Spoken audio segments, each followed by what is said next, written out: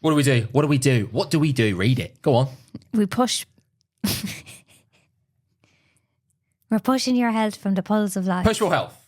Push, pull, health. Get to the point. That's it. Okay. Sorry? That's it. Sleep. Today's episode is all about sleep. Oh. No, this is it. I should go on holiday more often. This is it. Excellent. Okay, Ben, tell me about sleep then. Just before that. Oh, okay. I knew there was No, something. it is. No, we're getting on sleep. It's sleep. Push, pull, health. I am here. I'm Ben.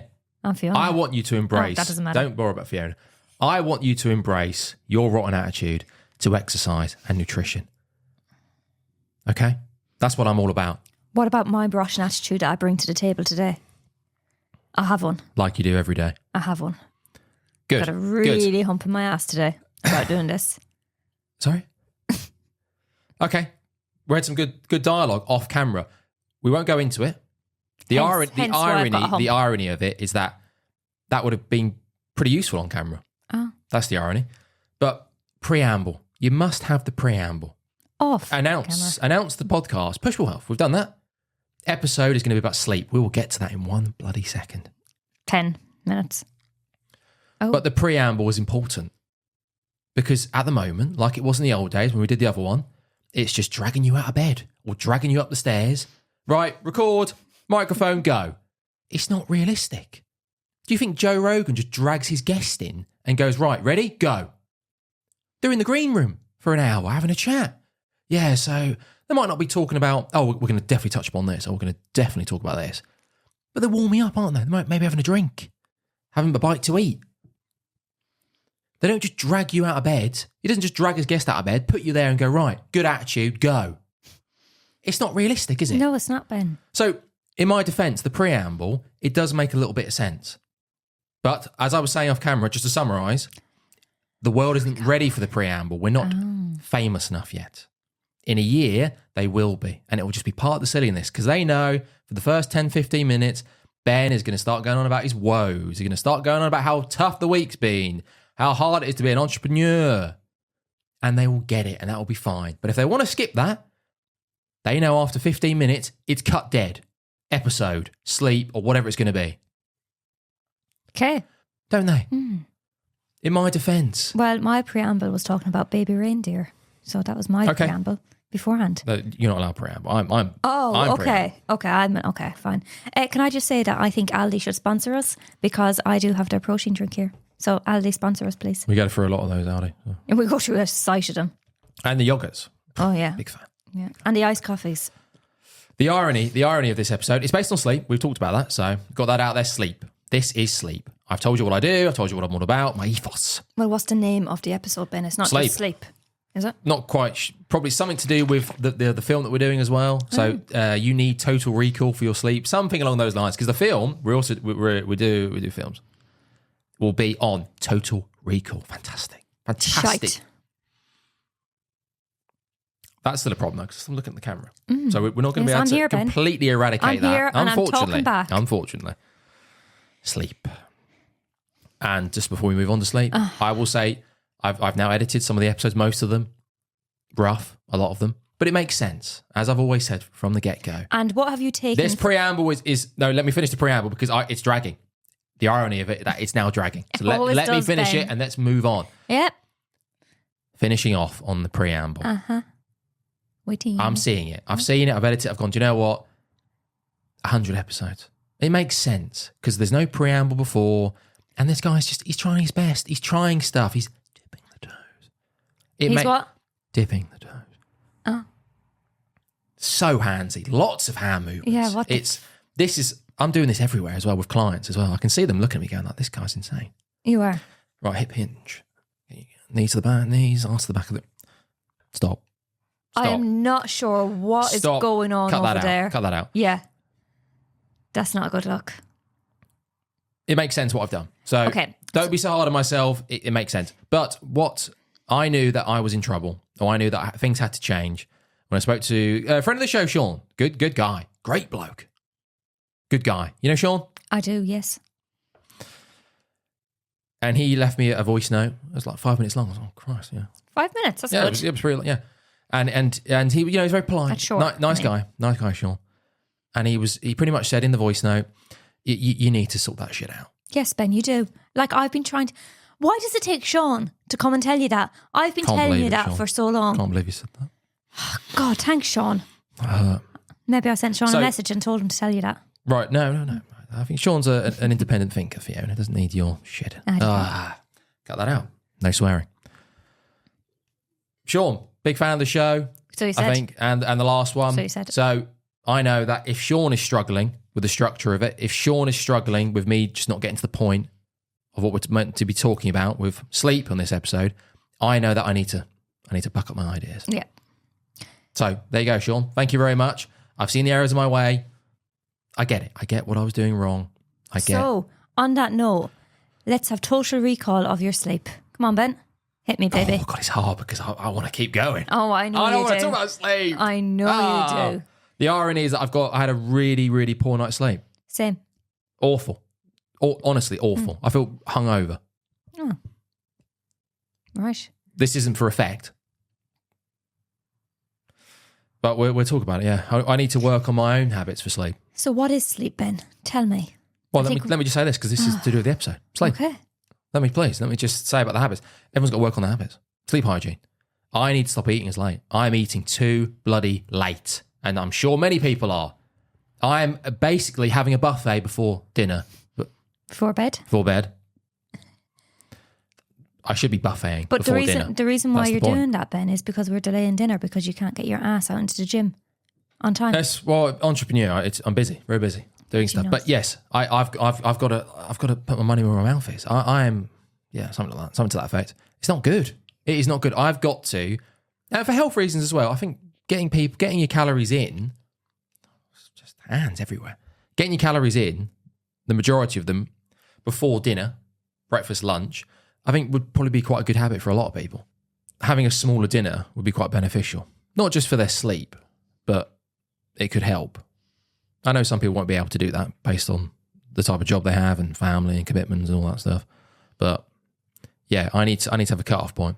Well, I like dinner around 5:30, 6. Now dinner's 6:30, 7. No, dinner's which is fine. Ridiculous. Yes, okay, we're going to have an early dinner today. Dinner's fine. No, we're not. I have to cook it. Early-ish. Well, before 5 o'clock.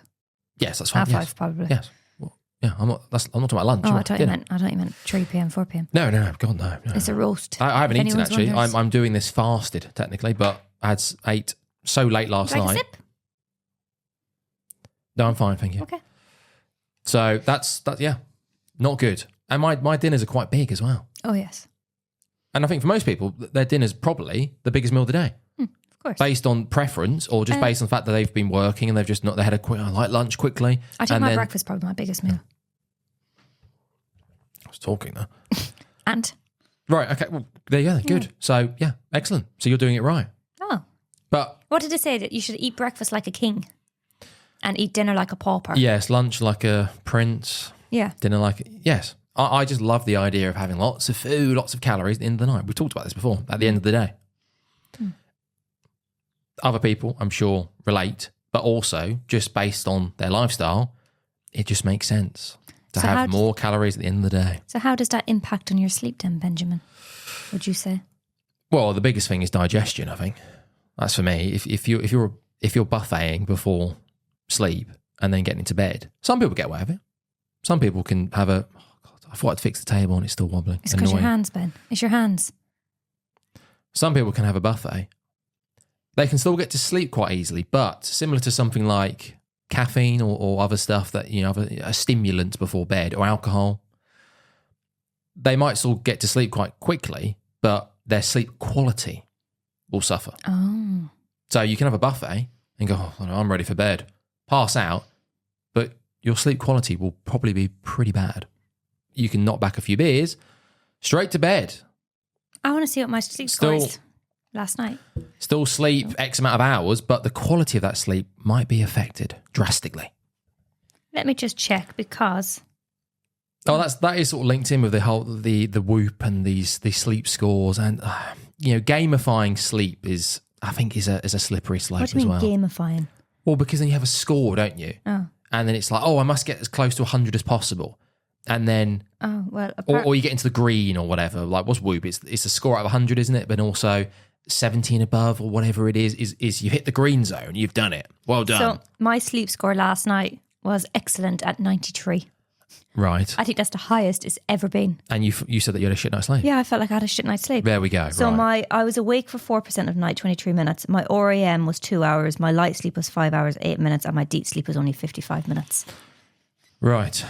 But what I mean by the gamifying, which can be quite damaging, I feel, for some people, is that if they hit the orange, or they wake up and go, oh, do you know what? Yeah, I feel okay. Look at the old Whoop band. Oh, 42. Oh, you're dead. Oh, no. Oh, well, I can't go to the gym now then. Oh, should I just call in sick? Oh, God. Yeah. You're dead. I feel so much better after knowing my sleep score is 93. Right, there you go. So we're literally seeing it live. We are seeing it live in action. I had a great sleep last night. What the hell am I talking about? Yeah, and I'm sure maybe if I've got a Whoop score or whatever, or I was looking at mine, it would say, oh, Ben, you know, I don't have a Whoopie. You done well there. I feel so much better. So from a psychological standpoint, I could look at that and go, no, I don't feel like shit. No, it's all in my head. I feel great. So, Ben, question for you. I'm in the green. Look at it. How many hours of sleep should one need per night? Should we get to that later, Fiona? Because I'm going to rattle off because we're in and out. Okay. This is a new era from Push God, well, I brought my drink. I was a strapped new in for era. I know, like 12 o'clock. We had a little bit of waffle at the start because, forgive me, I was just trying to explain why I waffled so much. I'm going to, when I'm on the desktop putting these notes together, it looks okay. When I put it on the iPad, it's about 8 pages.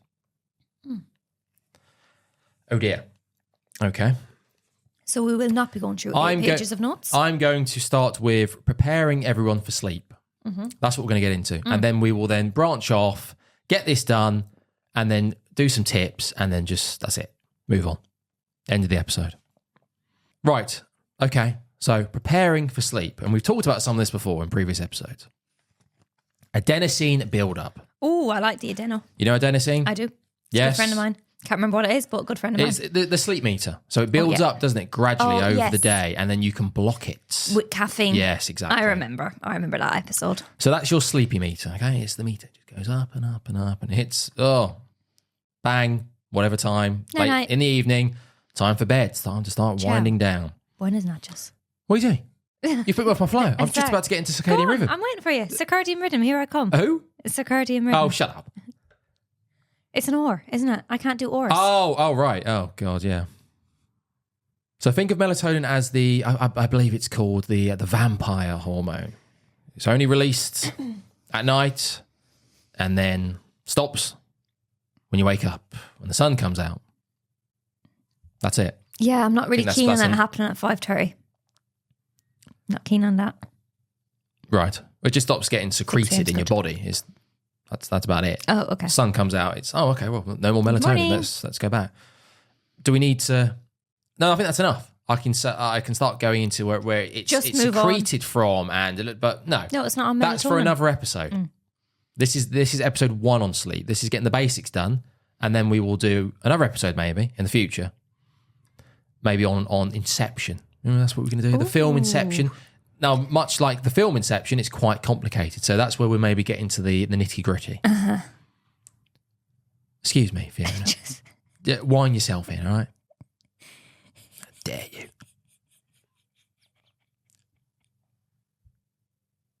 Proceed. Jesus. What's going on? Number 3. Tree. Drop in core body temperature. Okay. Christ.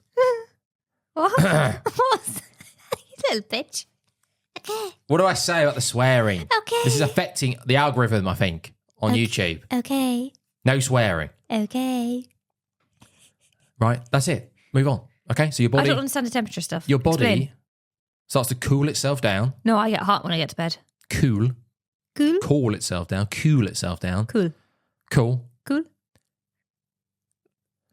Don't take advice from me. Getting ready for bed. Yep. That also then links in with sleeping in a reasonably chilly room. We have the window open every night. Right, there you go. Still Especially hot, as the sun starts to come out. Hence why I used to get a cold during travelling. Because that old aircon was on and it was freezing. Yeah, but it was good for your sleep, for your temperature. I think maybe we had it a little bit too cold. I think 16 is The a bit too low. temperature in terms of the number, I think maybe 65. 65 is about right. Play around with that number. Degrees, potentially. 17, 18. Slowing down of heart rate and breathing, right? Okay, so that goes in with the lowering of your core body temperature. Heart rate starts to slow, Okay. right? Right down, yeah? So that's preparing you for bed. So that's all the stuff that's happening. Well, there's more. A lot of that's happening before bed. So that's preparing you before the next stage, before the other stuff comes in. Mm-hmm. That makes sense, Fiona? That does make sense, Ben. You're really irritating, actually. You're irritating because I'm trying to go through this. I'm trying to keep it concise. And you're a little arsehole over there because you don't want to, do you? No. That's the thing. You moan about me waffling on about random things, but you enjoy it, don't you? I don't. Oh, I don't. Okay, so I'm trying to go through a list. Can you just get back to said list? Oh, now you're ready. Now you're ready. Now you're ready. I've been refocused, Ben. Yeah, okay. Yeah, exactly. The irony. The irony is I'm trying to be more focused. I just think... And you're there probably go, well, this is an interesting subject, but you're there going, oh, God, just have some woes or something, Ben. I'm bored. No, I didn't say that at all, Ben. I think it is highly interesting. Please proceed. Right, well, shut up then and listen. I haven't said anything. Naughty. You need to put a bag over your head so I have to look at your face. Oh, that's so we can awful. concentrate on this because it's important. Awful. Or face the other way. That's awful. Face the other way. Absolutely not. Okay. During sleep. Yes. Right? So this is the stuff that happens during sleep. Yep. Non-REM. Non-REM sleep. I'm just going to read it off here so there's no confusion. The notes are here. I'm just going to read it off. Non-REM sleep can be thought of as the deep dive into sleep. Right? Mm-hmm. So this is the deeper form of sleep. Oh. As opposed to REM sleep. And we'll get to REM sleep in a minute. What is REM? You going to tell me? I'm going through the stages of sleep, Fiona, and then we'll get into the details. Okay. Holy hell. Okay. What is happening? Okay. God. Non-REM sleep. Uh-huh. This is the stage. It's all about, non-REM sleep is all about physical restoration. Right? Recovery for the body, for your health. Okay? Recharging your body. Right. So these are some of the stages that are involved with non-REM sleep. Okay. Okay? Okay. So if you could just shut up for a second, we'd have got to, wouldn't we?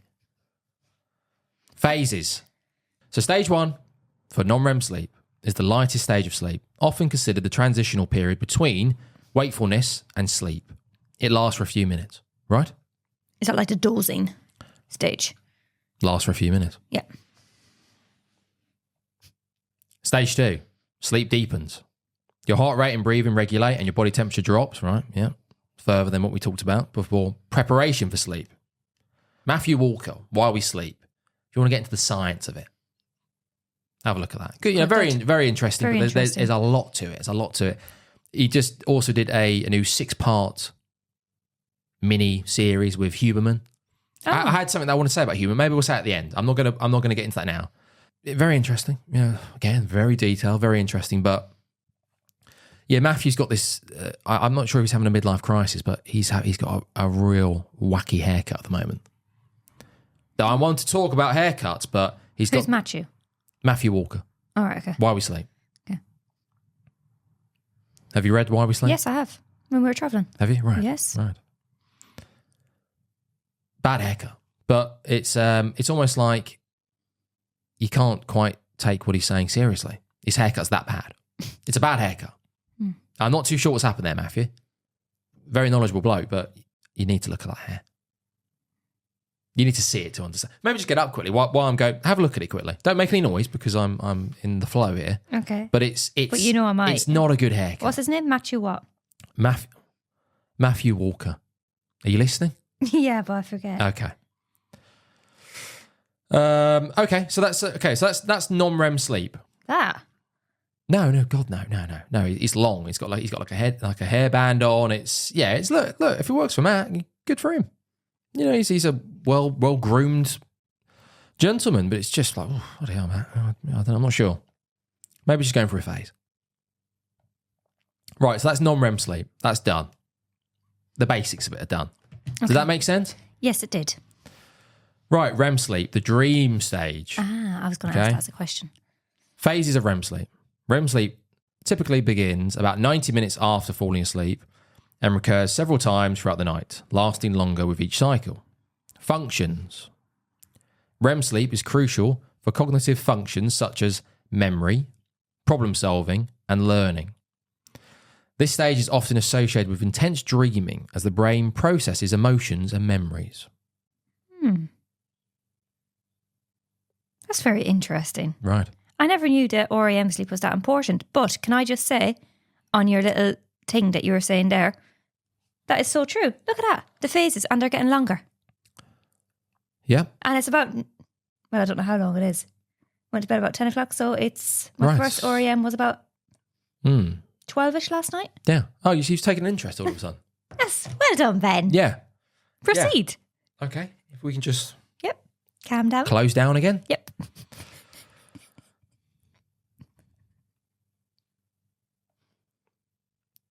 Got that bit? Jury, shut up.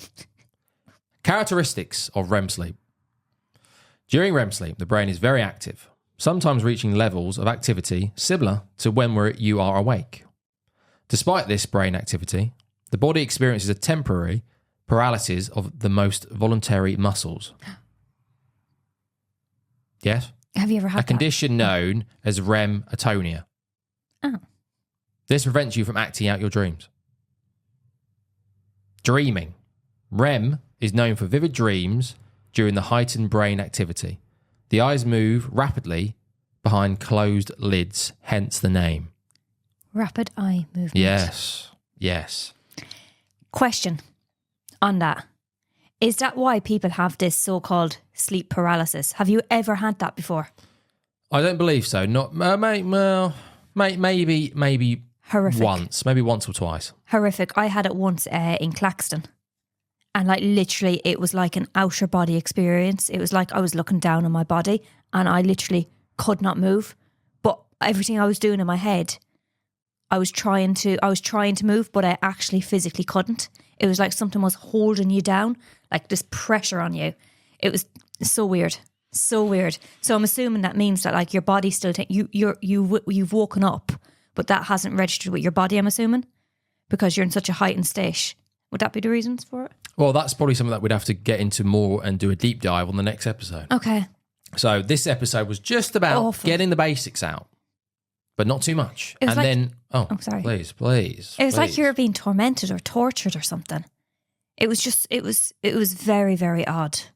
Very odd. It's quite scary, like not being able to move, but knowing that like you're fully there, but you just don't have any capability to move. And like I remember thinking to myself, I have to wake Ben up, but I couldn't speak. I couldn't do anything. Yeah, I know. Don't wake me up. Yeah, but Thank God. I was worried. I didn't know what was going on. And then next thing, I just could move. After about a minute or two, I could just move. Right. Weird. Yes. Very and odd. how often have you suffered from this, Fiona? That's only happened once in my life. That's interesting. That was in Claxton. Right. I wonder what brought that on. Don't know. Probably you snoring beside me. Oh, right, yes. Please continue, Ben. Highly interesting.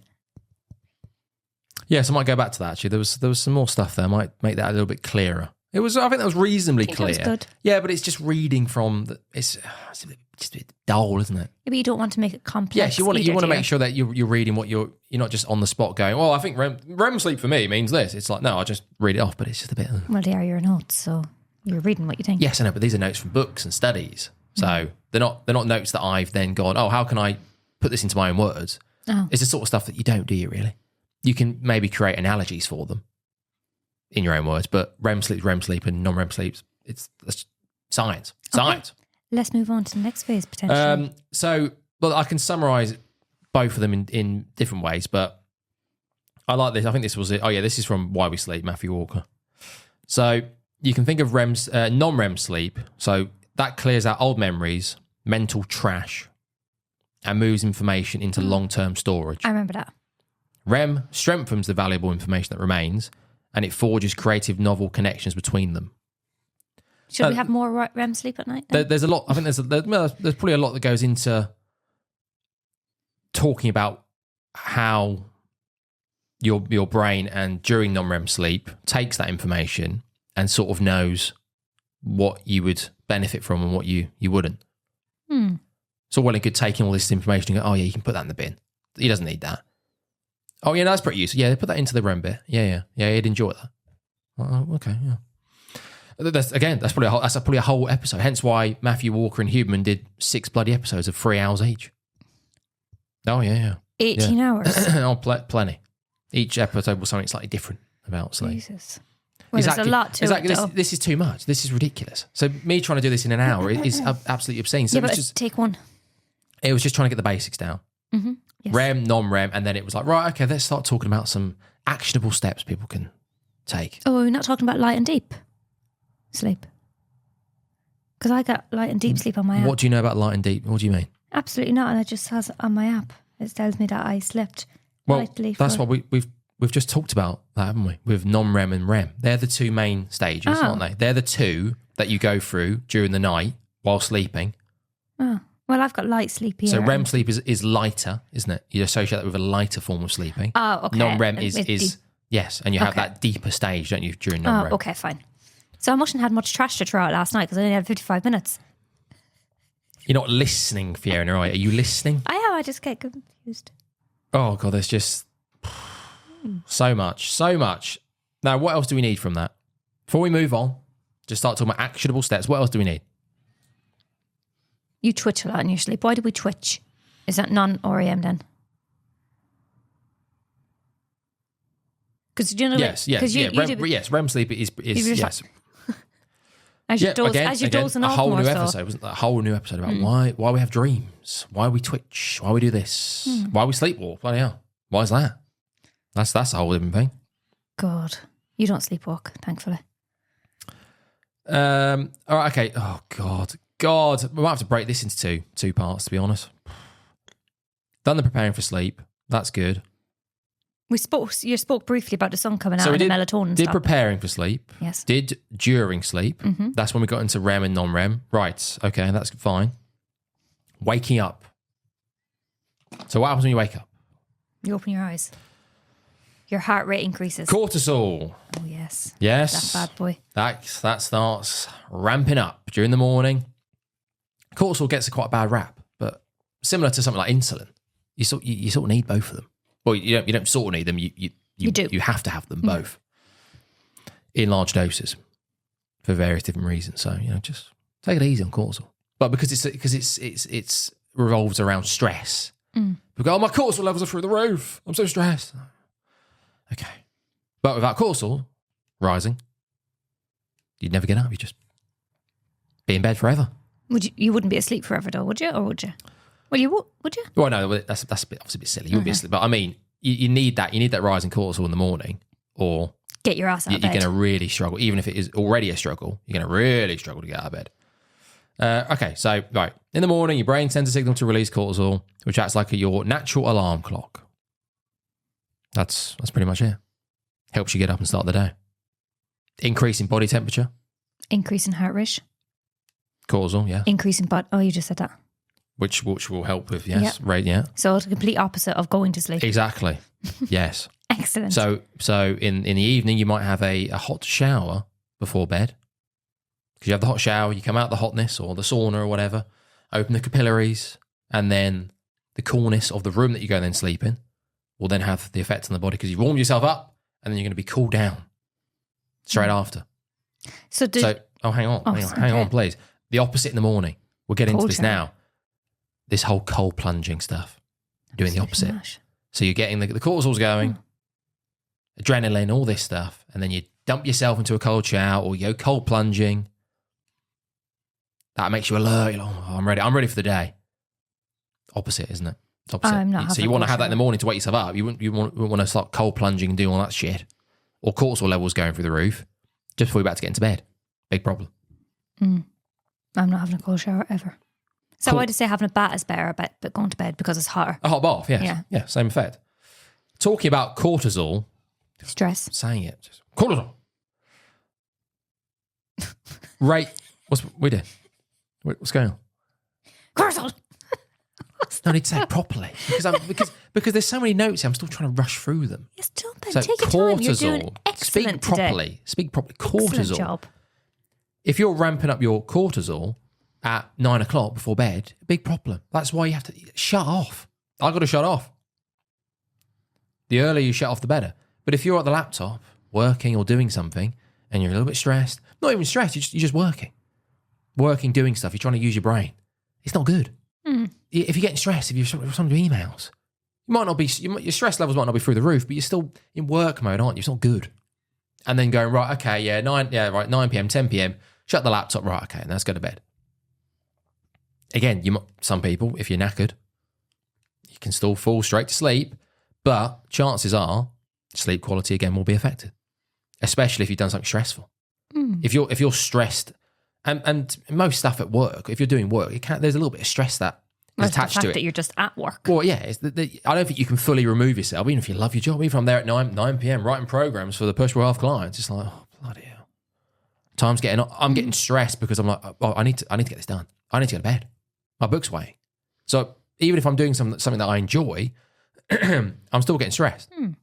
For me personally, because it's this is getting late. I need to go to bed. But now we get stretched when stretched. We get stressed when we don't get into bed by a certain time. So that doesn't help the cortisol levels either. Right.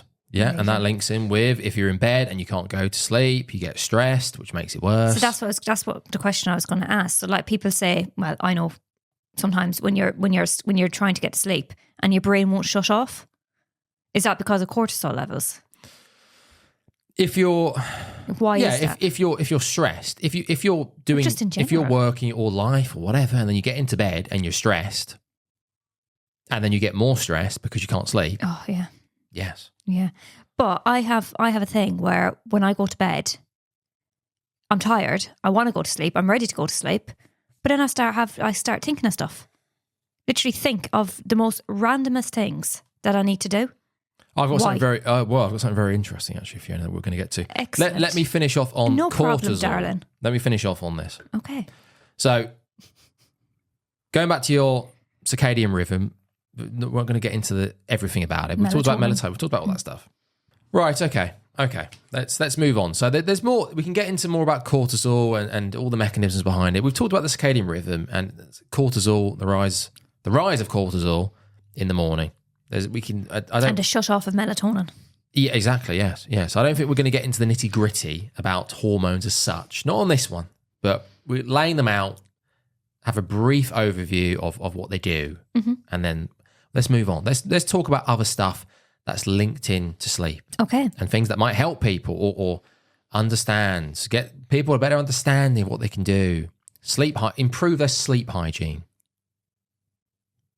Preparing for bed and getting up in the morning. Oh, I'm struggling to get up in the mornings, so you might be able to give me some tippies. Chronotypes. Have you heard of this? People have different chronotypes when it comes to sleep.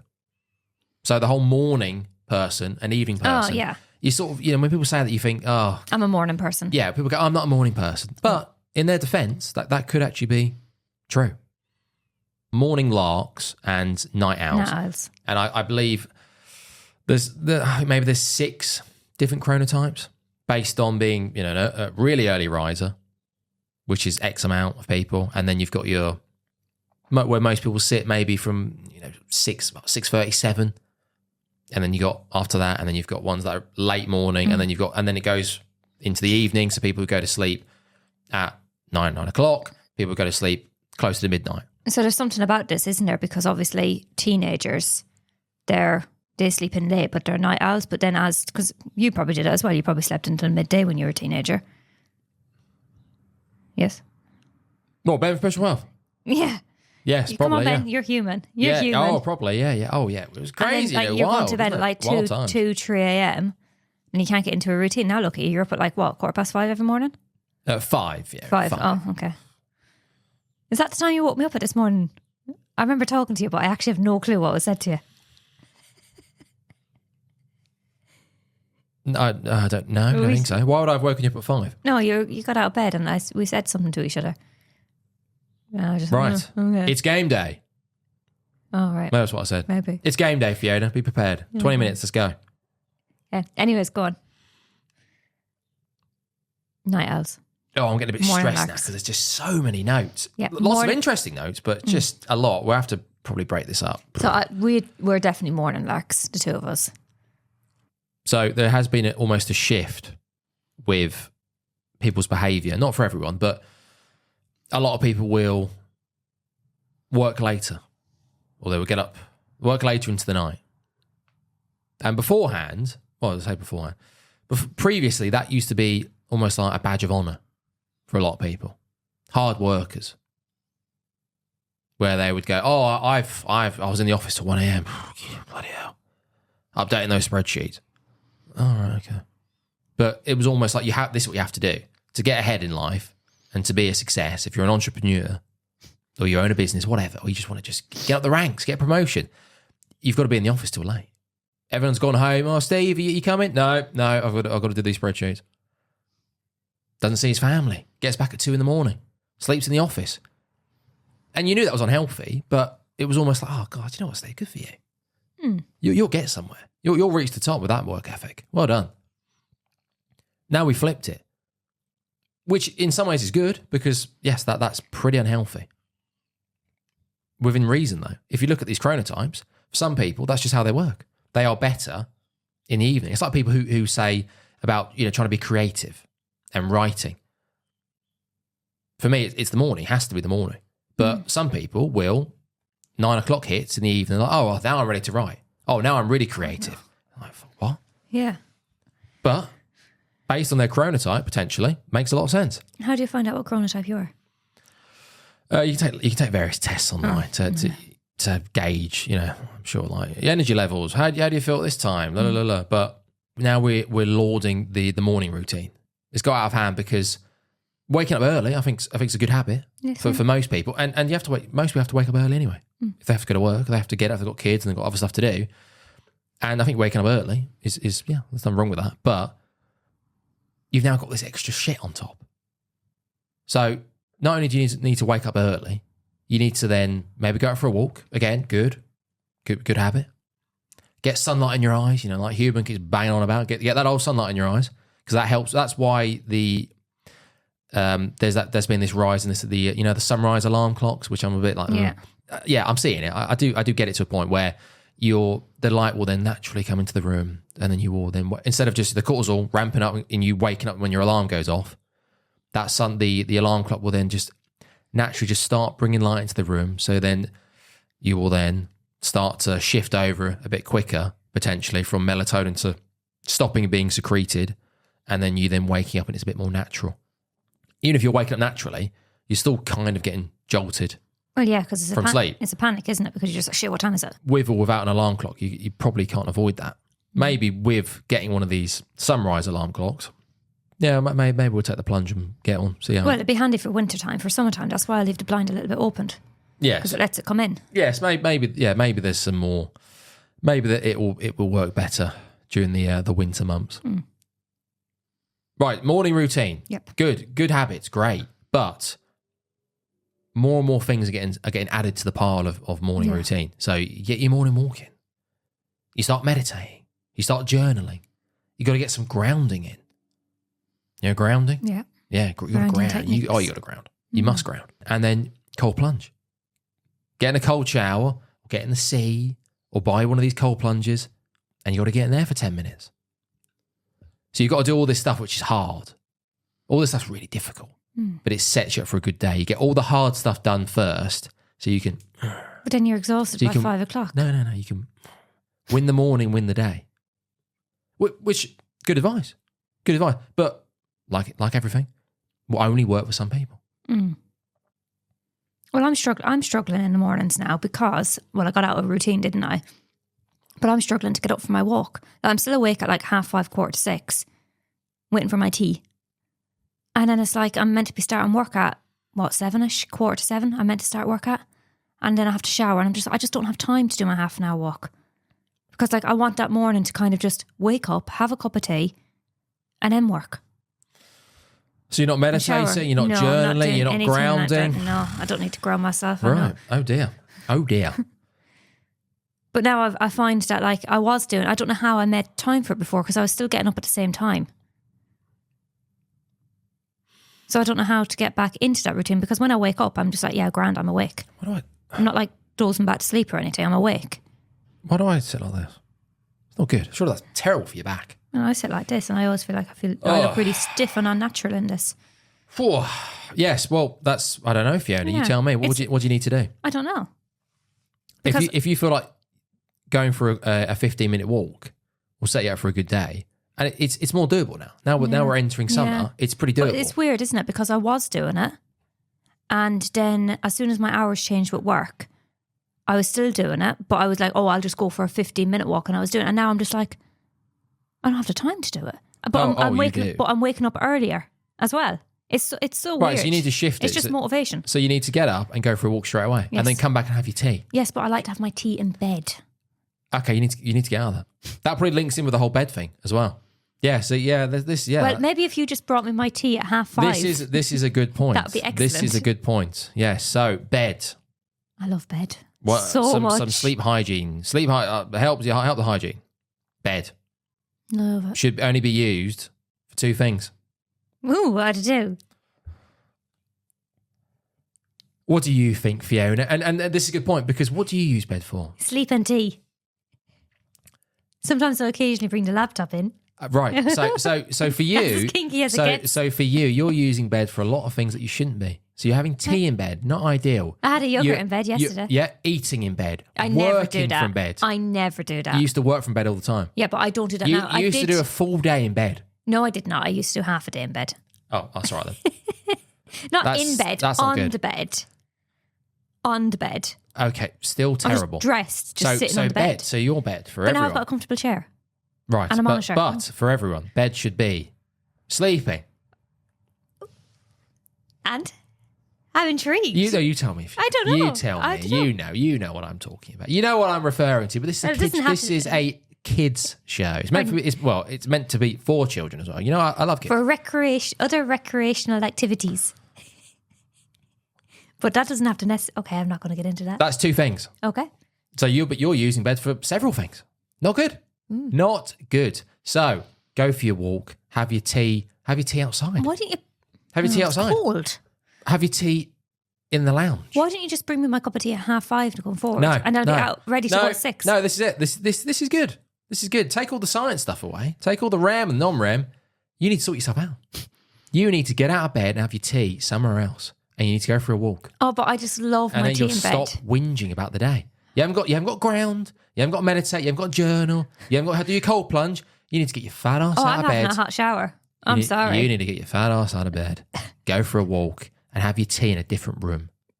God forbid, make your own tea as well. No, God, add that in as well. No. So what I'm going to do going forward is I'm going to get up, get dressed, go for a walk. You like the hands as well, do you? Go for a walk. Playing darts? Yeah, go for a walk. Bullseye. See how what? Go for a walk, come back, have a shower, get my jammies on, get back into bed and have my tea. Is that okay? No. No, bed's done. We've talked about the bed. Two things. That's it. Whatever. Just two things. Yeah, but we were watching Kin in bed last night. Terrible. Awful. That's not happening again. Well, that's only because the irony. The of TV course, wouldn't work. A terrible night's sleep. So eating too late. According to my sleep score, I didn't. Right. And I had a yogurt right before bed. I had a massive meal way too late and then watching TV in bed. Oh, no. Oh, no. Oh. Absolutely not. Dearie me. Okay. Not good. Well, something very positive out of this show. So Ben's going to come in at 5:30 with my cup of tea going forward. No. You're going out for a walk first. Oh. And then you're coming back and then you're going to make your own tea and then you're going to sit in the lounge or sit at the dining table. No. Or sit outside. Well, I could potentially sit outside. Yes, of course you can. Of course you can. I just love that. If it's a little bit chilly in the air, you warm yourself up with having your tea. I'm usually in full clothing. So, like pajamas, fluffies. Yes, right. So there you go. Right. And I'm sure maybe other people are in a similar position. What are you using your bed for right now? There's only two things.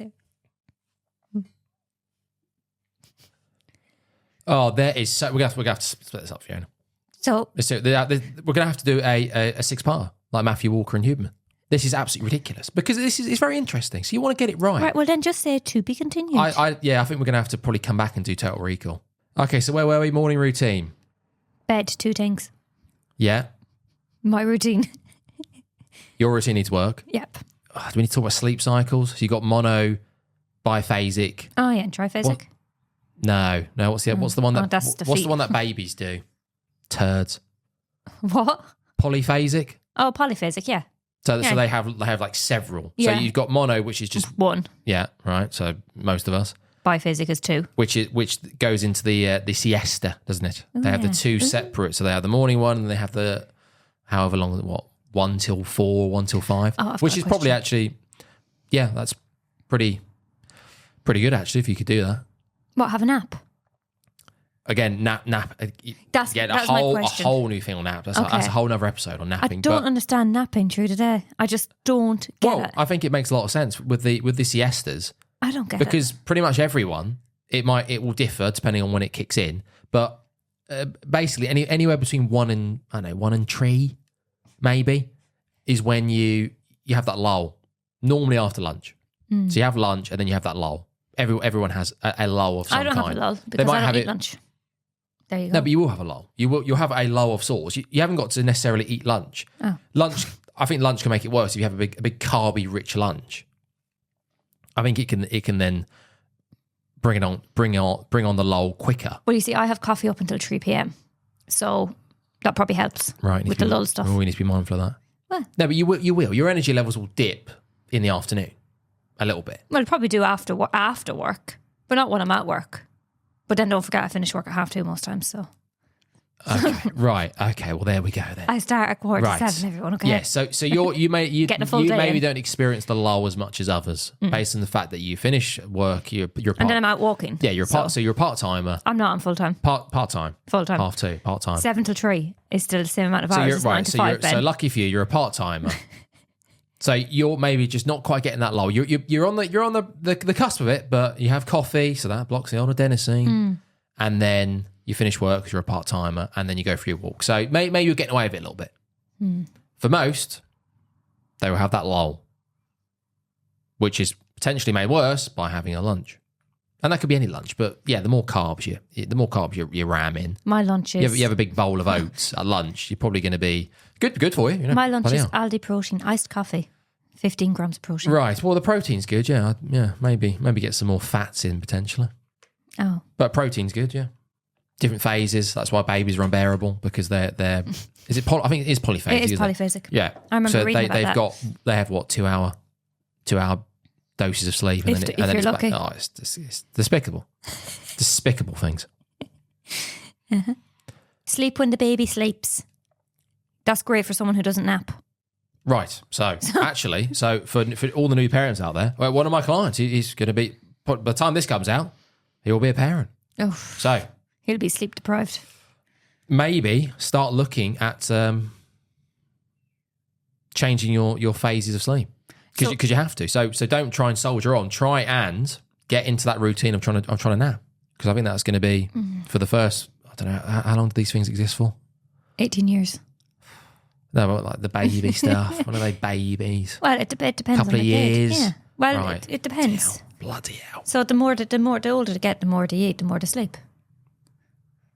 I get the fact that people have babies and they have them. So You know, a can't- lot of people. by 6 months, they could be sleeping through the night if you're lucky. Interesting. It just depends. I get that a lot of people have babies and they try to get them out of the way. So they have one and then they wait a couple of years. Right. But imagine that. So you've just got over that. Like, oh, God, it's finally become something that's a bit less unbearable. Honey, guess what? Sorry? Baby number 2. Sorry, you want to do this again? For another 2 years? I guess we went to that bed for recreational activities. Just horrendous. I was going to Not say good. something there, and So new parents, What was it? maybe start looking at these naps. they say that what people should do now is to avoid, instead of having 2 people sleep deprived, they should take it in turns and sleep in a separate room. So one night I sleep in the other room, I look after baby. Then the following night you sleep in the other room, you look Sorry, after but baby. why are we talking about us? You mean other people? Other people, yeah. But when this happens, Okay, then, yeah, no, I like the idea of sleeping in separate rooms. Yeah. So you I need cuddle stuff. yeah. So you do it for the first 2 years, Oh, and then okay. I'll For the take second over. one, No, when the you- second one comes. yeah, good idea. So yeah, you take the shift, the first 2 year shift, and then I'll be like, right, tag. Oh, it's off to school. Oh, great. See ya. They don't go to school till 4, Ben. And between 2 and 4, they're nightmares with the I don't shits, know the babies. with vomiting, nightmares, colds. Not for me. Not for me. Not for me. It's Push like 12. all night. We talked about this on a previous episode. Push 12. This is my baby. Pushing your health from the pulls of life. Having a baby wouldn't be pushing your health. I'd say that's more of a pull. Cut that out. Oh, yeah. Sorry? No, we'll keep it in. No, we'll keep that in, I think, 'cause it's just nonsense. Absolute nonsense. Okay. Bloody hell. There's a lot. So There how is a many lot hours to of sleep this. should I have a night? You didn't answer that question. How many what? Hours should I have? Oh, should I have a bit of that? Oh, Yeah, maybe. go on. Right. Treat yourself. You tell me, Fiona. Well, they say between 7 to 8, isn't it? If you can, yeah. Ideally. But get into bed as well. That's a big thing. Is getting into it. How long are you spending in bed? Love getting into bed. Right. How long are you spending in love bed? it. What do you mean how long? I'm spending half an hour in bed before I go to sleep. Because I do a bit of reading. Yes, no, I mean, sleeping between 7 to 9 hours, great. But you need to be in bed for, if you want to sleep, say 8 hours, you need to be in bed for at least 9. But you need to add on additional time actually in bed. So to relax, to maybe read. And recreational activities. There's that latency between being in bed and actually going to sleep. It's not necessarily a good thing if you go into bed and you instantly pass out. Who does that? When you're drunk. No, I think but that's not a good thing. That probably means that yes, you're exhausted, but so that means that your health's probably not in a great spot. If you're getting into bed and you instantly pass, you think, oh great, that's what you want. Again, I used to do that after sleep nights. quality might be affected if that's what's happening with you, and I'm sure you'll probably know. You'll know based on your lifestyle and work and whatever else. If you're having to literally go into bed and pass out instantly, you know that's probably not a good thing. I used to do that after nights. Just get into bed and just literally pass out. Makes sense, doesn't it? Because you were exhausted. Used to be more so. I was speaking to Russ about this yesterday. Just like literally staying awake all day, and then when you go to bed at like 7 o'clock, just like literally close your eyes and you're gone. You're a goner. Oh, lush. Because you've been awake for over 24 hours and your sleep hasn't been great for the past 3 days because you're in nights. Oh yeah, touching upon that very quickly. There's been numerous studies, but I think Matthew Walker talks about it in the book. When it comes to doctors and nurses and people in healthcare, Or shift workers. over 19 hours of being awake. I think it's about 19 hours plus of being awake. Your cognitive impairment will be in line with being legally drunk. That's why they have a limit on how many hours doctors and surgeons can do now.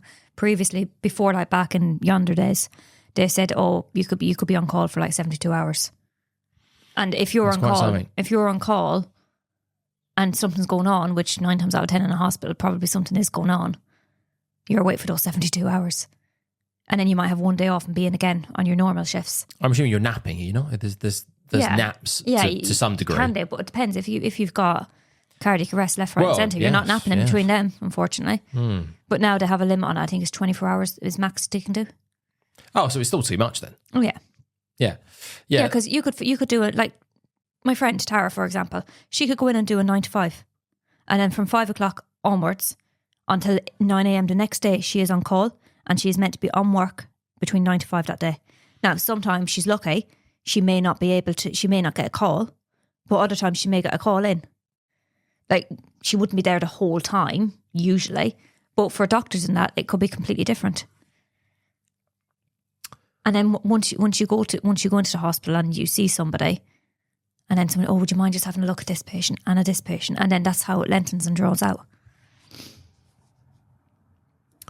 Yes. So that's longer than 24 hours. So she's working 9 o'clock till 5 o'clock, and then she's on call until 5 o'clock. Oh, it is 24 hours, isn't it? Well, yeah, I think like I said, I think it's about 19 hours. 19 hours plus is when you're delirious. Remember, I used to come back and say I used to be delirious from work, and sometimes I wouldn't be able to string a sentence together. 9 times out of 10 I can't, anyways. But I used to be so delirious from working. That's exactly how I would describe it. I feel delirious. There must be something in one. Of course, if you drive home, like not good because, like we said, drunk and all that, but the amount of how many nurses or doctors or anyone in healthcare, how many people have returned back to the hospital as a patient because they've crashed their car, or they've been in an accident.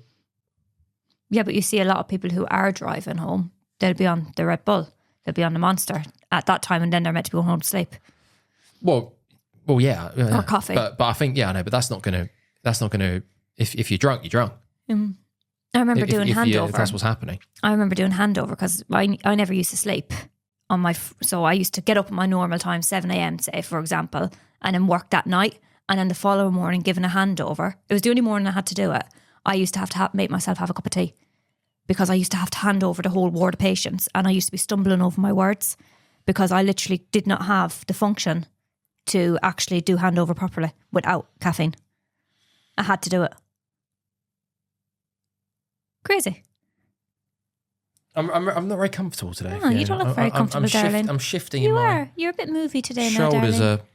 are actually quite annoying for the viewers to see me shifting around. I don't really move much. I don't think I move normally. Oh. Yes, yes, caffeine. We're not getting into caffeine. No. We're not getting into caffeine today. Caffeine is a saviour, but it's also a sin. Yeah. Yes. Well, we've talked about caffeine with the supplement episode and the shift workers. We talked about shift working. We did. So caffeine, yeah. Half-life of caffeine. That's the biggest kick in the nuts. Is the half-life. What is the half-life? So if you're having, I don't know, like a strong coffee, 120 milligrams or whatever. Oh, you told me this in the last episode. So the half-life of that will be, at least for most people, again, it's different. There's I've talked about it. There's something in the liver, an enzyme in the liver, which will dictate, genetics will dictate how quickly you can metabolize the caffeine in your body. But on average, it's about 5 hours. So caffeine has a half-life of, say anywhere between 3 to 7 hours, say 5 hours. Fuck. So if you're having... Sorry. 5 hours? Yeah, so of course, the later you have caffeine, the more trouble you could be in. So if you're having a strong coffee at 2 o'clock, 3 o'clock, that means that by 8 o'clock, 9 o'clock, you've still got half of that. So 120, so you've still got 60 milligrams of caffeine running through the body, in the blood. I have a weak coffee, usually, and I'd usually have my last one around 2, depending on my work situation. Yeah, but you'll still have X amount of caffeine running through your blood before bed. So insane. Not the best. Oh, well, I'm not going to change that habit. Sorry. No, it's a midday. Midday for most.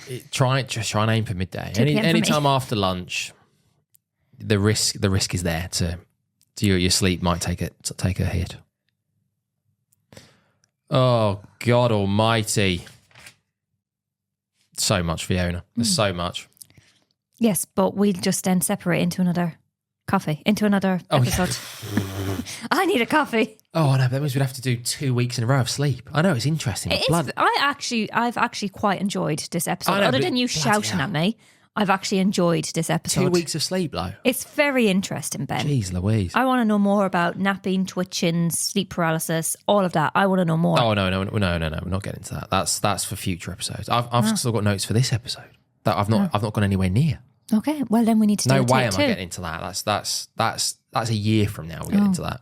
Okay, well. Because that links with Inception. Complicated film, very complicated subjects you just talked about. Mm-hmm.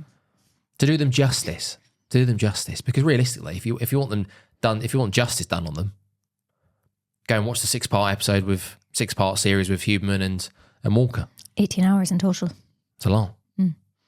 Like it's a lot. There's just a lot.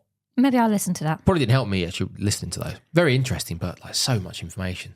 I should have actually probably listened to those afterwards. Did you listen? How did you listen to 18 hours of podcast? Well, no, I've listened. I think the last one. And the last one's about dreams. Oh, I like dreams. If they're good. Okay, why do we dream again? Is that REM? Yeah, that is. Let's rattle off a few different things because have we actually given? We're doing that now, Ben. We've not talked about the sleep hygiene, have we? Yes. We've it's been dipped in a little bit, but use your bed for your bed. Setting up for a good night's sleep.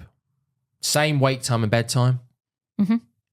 That can be quite a big thing. Don't sleep in over the weekend. That's not a good idea. Well, not even by an extra half an hour.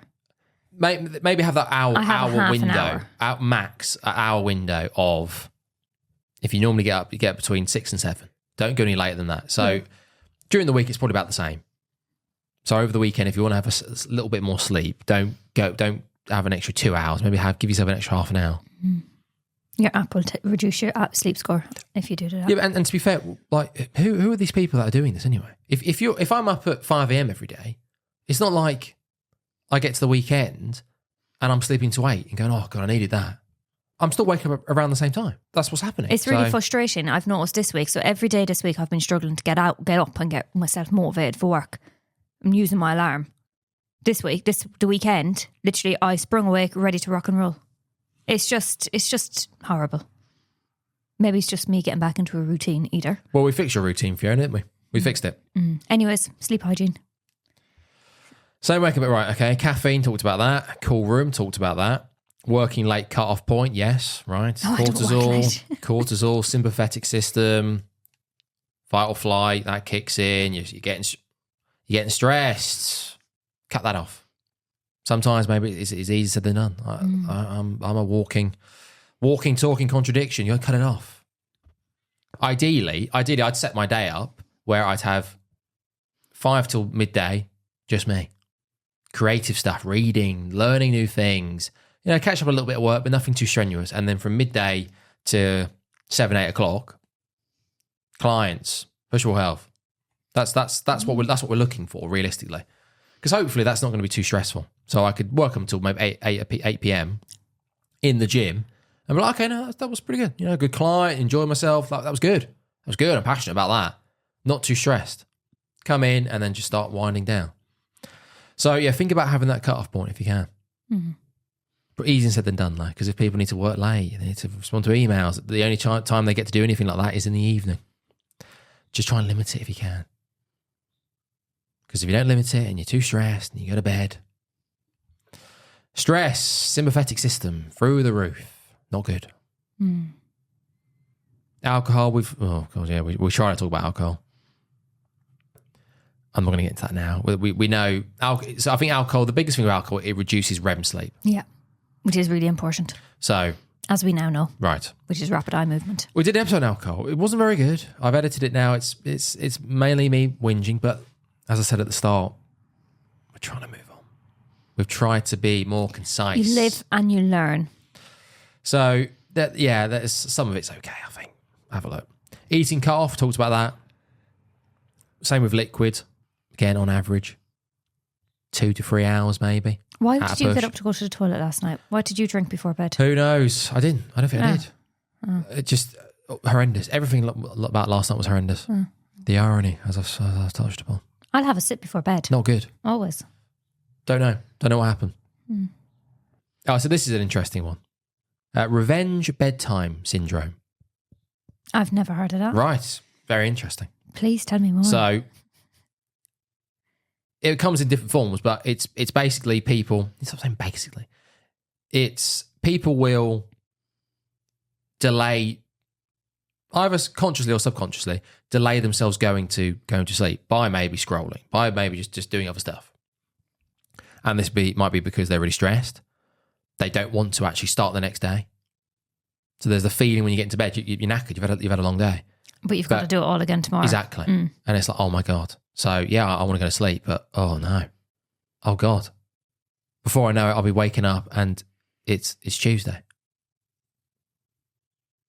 So people might delay falling asleep by scrolling, by doing all the stuff that we associate as bad hygiene, bad sleep hygiene. Bad habits. To delay going to sleep in the first place. Also, I feel a lot of people might struggle with switching off purely because they're on their cortisol and everything else is at 100 during the day. They've got kids, they've got all this stuff, and then you have that alone time. You have that time before bed, maybe for an hour or so, where it's just you. All the distractions are out the way. God forbid those rats have gone to sleep. Husband or wife is reading or doing their own thing, and you've just got that time to yourself. And I think a lot of people might struggle with that as well. They actually can't. They don't actually know how to quite make use of that time, and I feel that could be quite stressful. And I think that's what this goes into. That a lot of people, yes, delaying because they don't want to wake up the next day because of work and everything else, but also they don't quite know what to do with that time where everything slows down a little bit. See. Oh, there's quite a lot to that. Maybe that also links in with some people struggle to have their own company. Yeah. I don't. It's fantastic. No You problem. certainly don't have a Not problem a with struggle. that. But also, because it depends what you do in your own company, doesn't it? Yes. If you're sitting there watching TV, smoking, drinking, eating.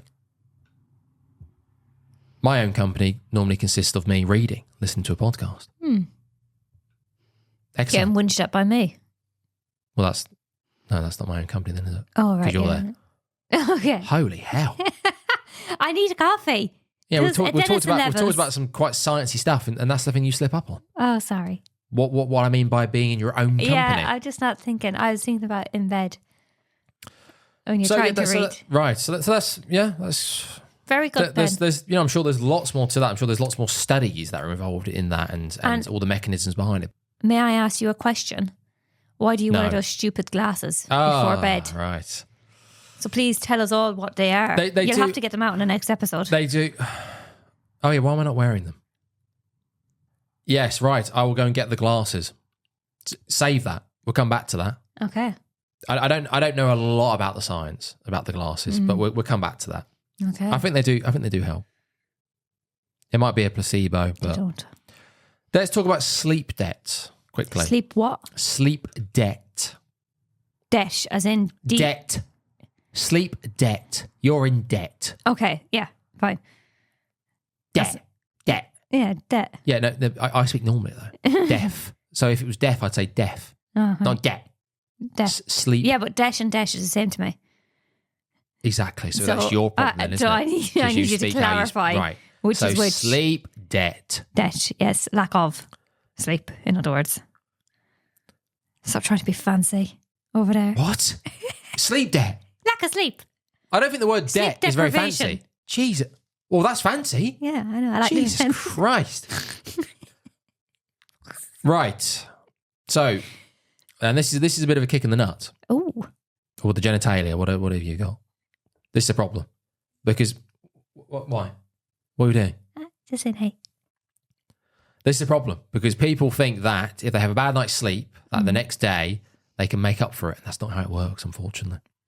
So it's not like the cows. It's not like calories. No, it's not like putting money in the bank and then you spend a bit more, but you go, no, I'll put a bit more in, and that cover the cost. Calories. Just put my leg up, stretched out.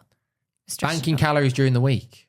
Think, I had quite a lot today last night, but today I'll half it. We'll get back, so damage will be minimal.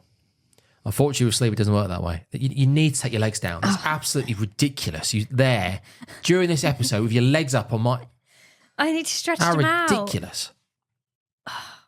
It doesn't work like calorie banking. There you go. You can't catch up on the quality of REM sleep you've missed. So Okay. even if you get that extra hour's sleep or whatever sleep you've missed out on the night before, it's not going to work. So it will take up to it will potentially take up to 4 days after missing out on that sleep to get back into a routine. Really? Yeah. So even if you've underslept by an hour and a half, I'm sure the longer the gap in sleep, the worse it will take, or the longer it will take. But it will take on average about 4 days. That's why night shifts are so bad. Right, exactly. So you have your block of night shifts. It's not like if you the next day you then sleep or get back into that routine. No, unfortunately, by the time you potentially started to dip the toes into, I'm getting there. The routine's getting back on track. It's like, Back on nights. right, big Off you problem. pop. There you go. You have to hope then, doing night shifts, that your chronotype matches up. Maybe if it does, you might get away with it, or you'll be able to do it easier, which you assume. Maybe that will be the case because a lot of people that get into that profession, they know that they're going to have to do night shifts. But if your chronotype is on the opposite side, you're in big trouble. Yeah, you can soldier on, but how long can you do that without really damaging your health? Well, that's why I used to always swap my night shifts. I preferred night shifts because it wasn't as busy sometimes. And day shifts, you had like all the calls. You're a lot busier on a day shift. You're still very busy on a night shift, but you're literally pulled in every direction on a day shift. And I used to always swap. And that was the only reason why she swapped was because of her children. She needed to get home. She needed to be there for them during the days and do that. So she barely ever slept. Bless her. Not good. Not good. Right, so there is a gene that exists which enables some people, very, very few people, to be able to survive and get by and be, reasonably functional on 6 hours or less sleep. A lot of people will say that, a lot of hard work. Going back to the people in the office late at night, working hard, or getting up really early in the morning, we'll say, oh, I've got the gene, or they'll go, oh, I can survive on 5 hours sleep.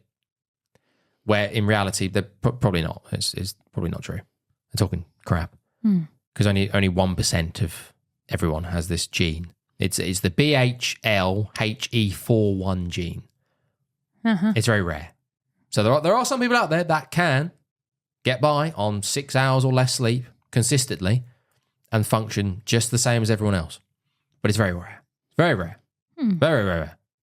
How do you find out if you've got the gene or not? That's a good question. I'm not sure. We might have to get in contact with Matthew Walker. I don't have the gene. So, yeah, maybe. I've got a feeling that everyone who watches this at this moment in time probably haven't got the gene. In the future, when the numbers increase, maybe. Right, what else do we need to talk about, Fiona? What else is there? I think that's about it for today, Ben. What else do we need to... Have we talked about sleep hygiene enough? Yes, Have we Ben. given enough tips? Yes, Ben, you need to come back out with your glasses, you said. That's right. Yeah. There's a lot... Yeah, we've covered a... Yeah, we've done a fair amount now. We've covered You're not goosing around.